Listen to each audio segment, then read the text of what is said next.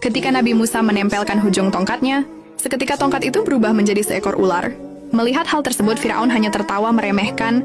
Lantas dia menyuruh kedua penyihirnya untuk menunjukkan sihir seperti itu. Lalu mereka membaca mantra yang seketika tongkatnya bisa berubah juga jadi ular yang lebih besar. Kemudian ular-ular itu untuk adu mekanik. Namun ular milik Nabi Musa ternyata jauh lebih mematikan, yang dengan cepat membunuh salah satunya. Kejadian itu membuat Firaun mulai gelisah. Sekarang hanya tersisa satu cobra yang bersiap menyerang ular oren itu. Tapi meskipun kecil, ular ini sangat lincah dan lagi-lagi berhasil membunuh lawannya. Setelah menunjuk bukan mukjizatnya, Nabi Musa memegang buntut ular itu yang seketika kembali berubah jadi tongkat. Saat penyihirnya mengatakan bahwa Tuhan Nabi Musa lebih kuat, Firaun malah menangkapnya. Manusia sombong ini tak mau mengakui Tuhan yang lain selain dirinya. Selanjutnya di hadapan Raja Firaun, Nabi Musa meminta dengan tegas agar bangsanya dibebaskan dari perbudakan. Raja Firaun terkejut melihat air di istananya yang tiba-tiba berubah jadi darah. Begitu pula sumur-sumur. Para penduduk Mesir juga ikut-ikutan terdampar. Dan yang lebih mencengangkan, seluruh air di sungai Nil yang awalnya jernih, seketika berwarna merah mengerikan.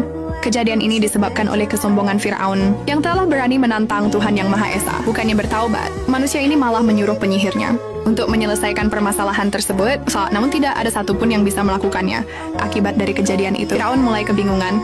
Karena bencana demi bencana datang silih berganti. Pada awalnya, negeri Mesir dilanda oleh wabak kodok, seluruh wilayahnya dipenuhi oleh haiwan. Bibi itu juga mereda.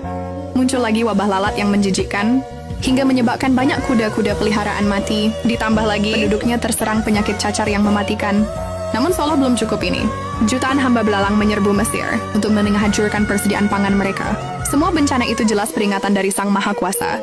Akan tetapi Raja Firaun tetap kehendaknya dengan mengaku sebagai Tuhan.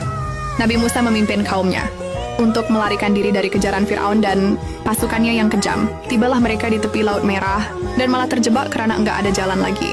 Dalam situasi terdesak itu, Nabi Musa berdoa untuk meminta petunjuk dari Tuhan. Tak lama dia pun mendapat perintah untuk mengangkat tongkatnya ke arah laut. Tiba-tiba keajaiban terjadi. Semua orang pun terkejut melihat laut yang terbelah. Bahkan sebuah jalan kering di tengah-tengahnya. Inilah mukjizat yang diberikan Sang Maha Kuasa kepada Nabi Musa. Meski begitu, Raja Firaun yang sombong tetap tak mengakui adanya Tuhan selain dirinya.